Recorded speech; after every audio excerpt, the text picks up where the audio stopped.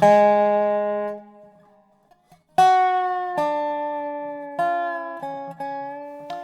everybody, we're going to go over the common mistakes a lot of beginners make on through intermediate. You'll find that if somebody gets to be pretty good, these things are out of their playing.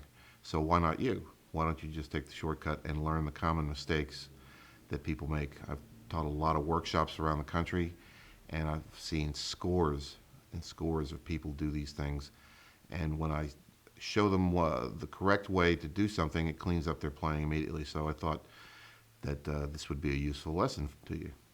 So with that out of the way, let's get going and learn some common mistakes.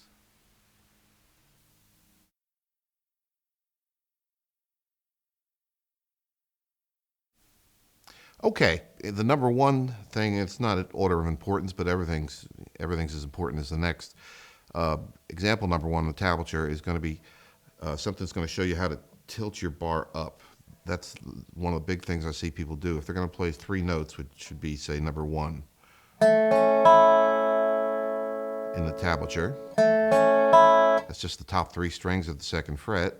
Well, you hear all those notes are ringing together. And there are times when you do want that, but there are many times when you don't. So the number one thing that's wrong with that is that you want to be able to damp the lower notes by tilting your bar up at the end of the passage that you're playing. And see, I'm just tilting my left hand up, right?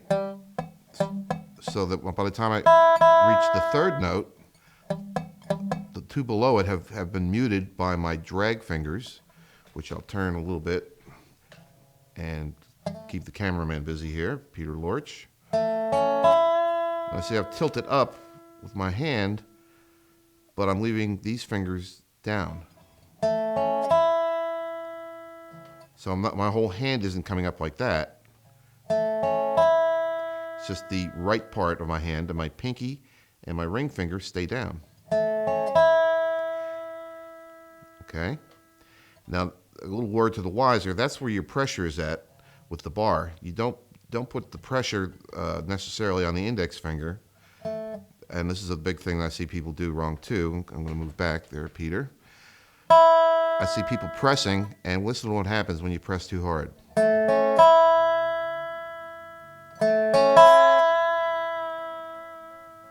So you put the note out of tune.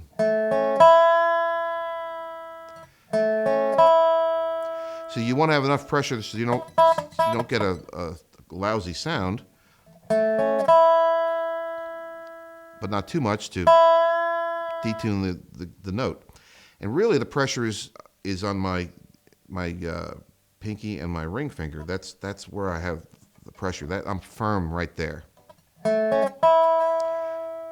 Okay, so I made up a little exercise to teach you how to tilt the bar up and also move down a set of strings. This will help you understand how to do this.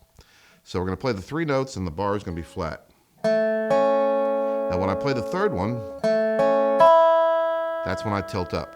And I don't tilt up a lot, right? It's not a lot. It's just enough to kill the notes below it, just that much.